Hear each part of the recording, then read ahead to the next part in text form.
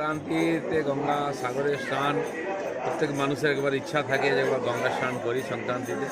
আমরা দুদিন আগে এসেছি, ক্যাম্প উদ্বোধন হলো, আজকে সূর্যোদয়ের মুহূর্তে গঙ্গা স্নান করলাম, কপিল মুনি এবং সমস্ত দেবী দেবতাকে দর্শনও করলাম আমরা এখানে।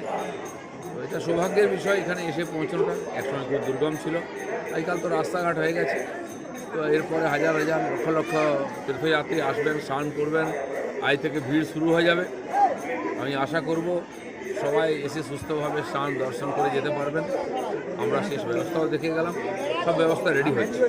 মুখ্যমন্ত্রী সহ বিভিন্ন তৃণমূলের নেতা বা বিধায়ক বলছে যে কেন্দ্রীয় সরকার টাকা দিচ্ছে না, রাজ্যের টাকায় টোটাল মেলা চালানো হচ্ছে বা সাজিয়ে তোলা হয়েছে। যে টাকা আছে তাহলে বেতন দিচ্ছে না কেন, ডিএ দিচ্ছে না কেন, খালি কেনার জন্য দিচ্ছে? সমস্ত রাজ্য তাদের রাজ্যে যত মেলা হয় উৎসব হয় তারাই করে। কেবল কুম্ভ মেলা যদিও আন্তর্জাতিক মেলা, সেখানে কেন্দ্র সরকার কিছু ফান্ড দেয়।